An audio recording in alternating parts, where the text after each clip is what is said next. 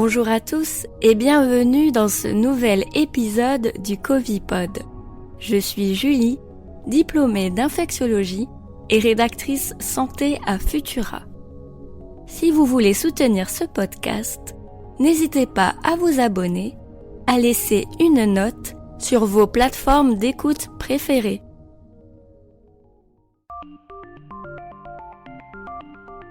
Rappelez-vous, c'était il y a presque un an jour pour jour.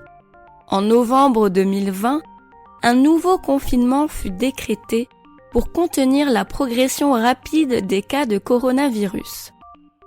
Un an plus tard, quelle est la situation sanitaire à l'approche de l'hiver ?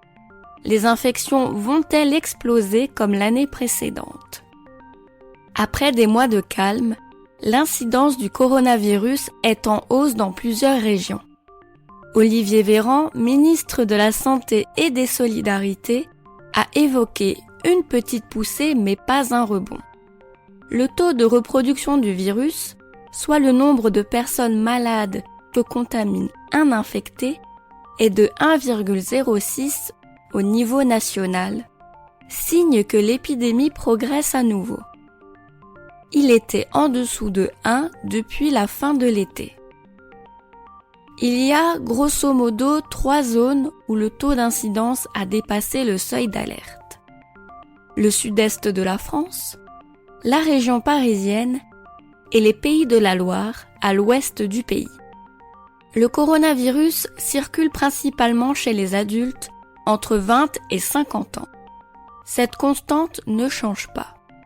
Ce qui est nouveau, c'est que le taux d'incidence repart à la hausse chez les plus âgés à partir de 60 ans.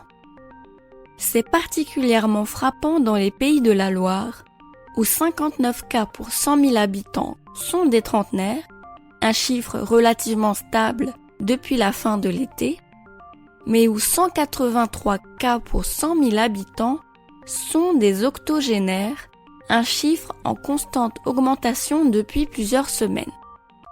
Il y a 2 explications simples à ce phénomène. La première, la météo. Les journées sont plus fraîches et courtes et nous passons plus de temps enfermés à l'intérieur sans aérer la pièce. La deuxième, la diminution de l'efficacité des vaccins pour ralentir la transmission du virus, notamment chez les personnes âgées et fragiles ayant reçu leur première dose dès janvier 2021. Pour l'instant, la légère augmentation du taux d'incidence ne se répercute pas sur les hospitalisations grâce au vaccin dont l'efficacité pour prévenir les formes graves reste bonne. Seuls 20% des lits de réanimation disponibles dans toute la France métropolitaine sont occupés par des patients Covid. Pourtant, les hôpitaux sont à la limite de la saturation dans beaucoup de départements à cause de la résurgence des virus hivernaux comme la grippe ou celui de la bronchiolite, mais aussi des autres bobos du quotidien. La France n'est pas le seul pays concerné par le rebond de l'épidémie. En Chine, la ville de Lanzhou et ses 4 millions d'habitants sont reconfinés. Seules les sorties pour les achats de première nécessité ou lors des situations d'urgence sont autorisées.